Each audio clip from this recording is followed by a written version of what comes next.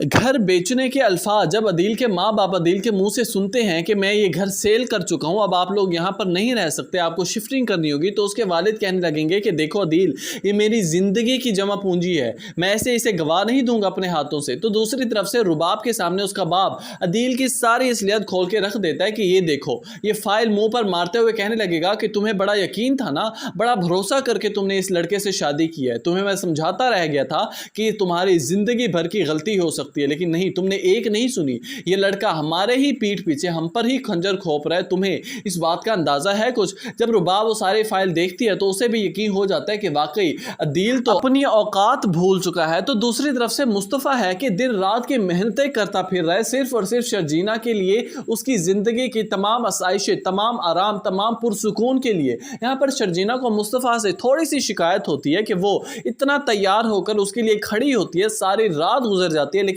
मुस्तफ़ा घर को नहीं आता। और जब मुस्तफ़ा लेट गए घर आता है, पहुंचता है, तो शर्जीना की नाराज़गी का इजहार देखता है, तो कहने लगता है कि शर्जीना, ये सब कुछ मैं तुम्हारी खातिर ही कर रहा हूँ, तुम्हें इस हालत सारी आसाइशें चाहिए। जबकि शर्जीना कहने लगेगी कि मुस्तफ़ा, इस हालत में मुझे थोड़ा सा प्यार, थोड़ा सा टाइम भी चाहिए। शर्जीना के मुंह से ये अल्फाज सुनते ही मुस्तफ़ा उठ खड़ा होगा अपनी टेबल से और ऑफिस के लिए जाने लगेगा। जबकि शर्जीना पीछे से सदा लगाएगी, कहने लगेगी कि मुस्तफ़ा, अपना नाश्ता तो खत्म करके जाओ, कहाँ जा रहे हो, ऐसा भी क्या कह दिया मैंने? मुस्तफ़ा कहने लगेगा कि तुमने कुछ नहीं कहा, मैंने नाश्ता कर लिया है, जितनी भूख थी मैंने खा लिया, बाकी मैं ऑफिस जाके खा लूंगा। अब मुस्तफ़ा यहाँ से तो नाराज़ होकर चला जाता है, लेकिन ऑफिस में जब उसे सोचने का टाइम मिलता है तो उसे एहसास होता है कि वाकई ज्यादती तो मैंने की है शर्जीना के साथ। वो मेरी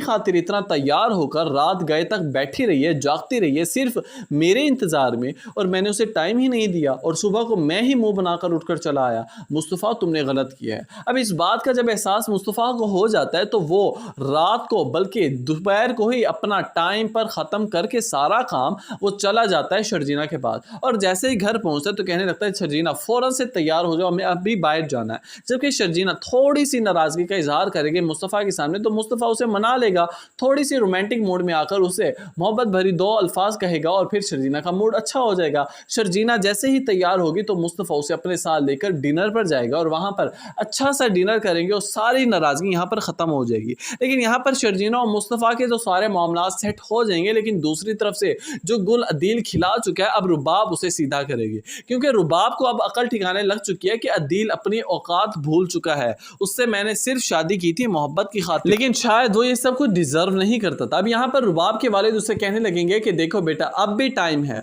अगर तुम नहीं रहना चाहती तो अभी तुम खुला ले लो, मैं तुम्हारे साथ हूँ, कोर्ट मैं तुम्हारे साथ जाऊँगा, इस घटिया इंसान से जितना जल्दी हो सके जान छुड़ा लो।